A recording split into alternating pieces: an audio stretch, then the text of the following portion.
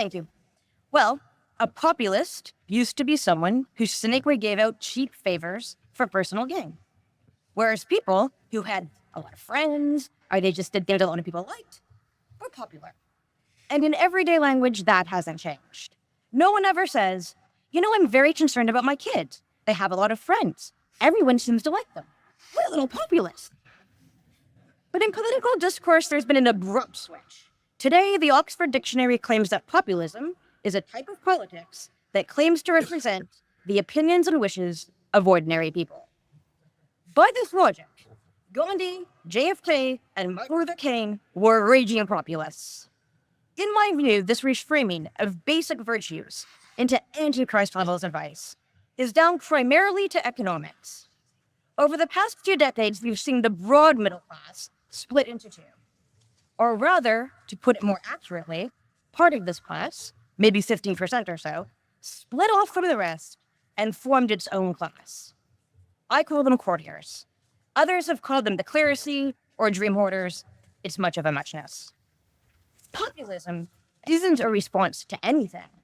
Populism is just life as we know it by another name. It's courtierism that is the new thing. Courtiers are usually people whose houses are worth 4 or 5 times what they paid for them, they're getting really solid pensions, and they've been protected from the new economy. Their children, also courtiers, are currently benefiting from the greatest wealth transfer in history, and will therefore be even more sheltered. I'd like to stress that although there's definitely a correlation, it's not really about the absolute amount of money such people have. The crucial difference is whether you have a safety net provided for you, or you live under actual market conditions, in which case you're much more likely to be a populist. Courtiers increasingly have jobs in what have become the courtiering industries. Media, academia, NGOs, fields where conformity has become important to survive, precisely because they're increasingly funded and run top-down, rather than by the membership, which was previously the case. In my meritocratic society, many of the courtiers would be sharply downwardly mobile, because it would be overtaken by competition coming from below. But since that's a non-starter, they throw in their lot and view themselves, erroneously, as being part of the very wealthy, and who are now the prime funders of their jobs. So hence, they are courtiers to those patrons. It keeps them alive and in pumpkin spice lattes one more day.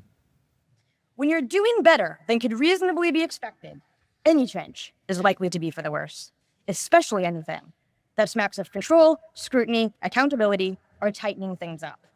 And that is why for them, any politics of change is seen as fringe and dangerous. It is dangerous for them because they're one good inheritance tax regulation away from having their lives wrecked.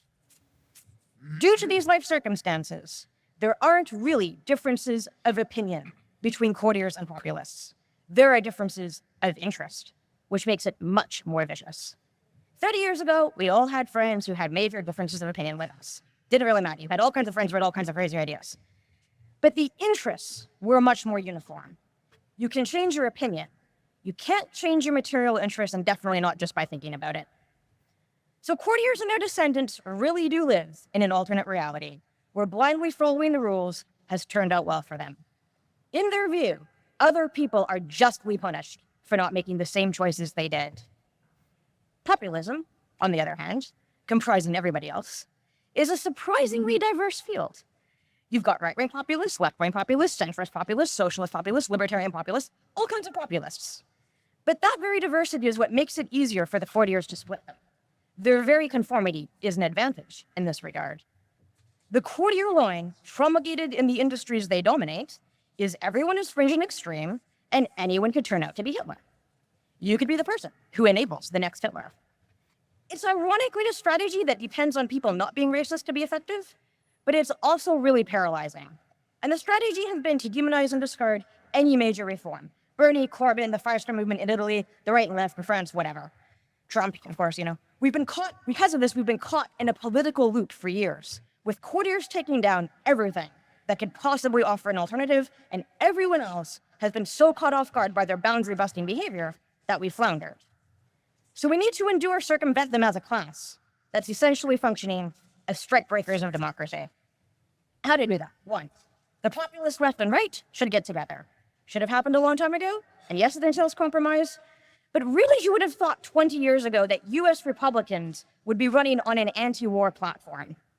There's a lot there.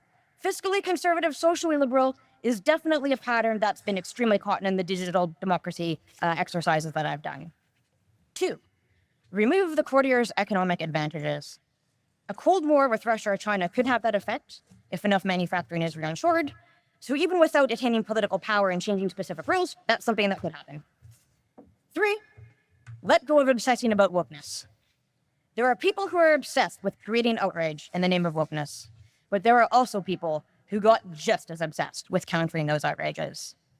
Socialism gone too far becomes communism, conservatism gone too far becomes fascism, but liberalism gone too far becomes libertinism. I think we all know this now, and I'd like to say it was interesting, but it was a major win for the courtiers every single day, because every day that we're discussing some derivative outrage generation, we're not focused on constructive action. And finally, 4, regulate NGO funding.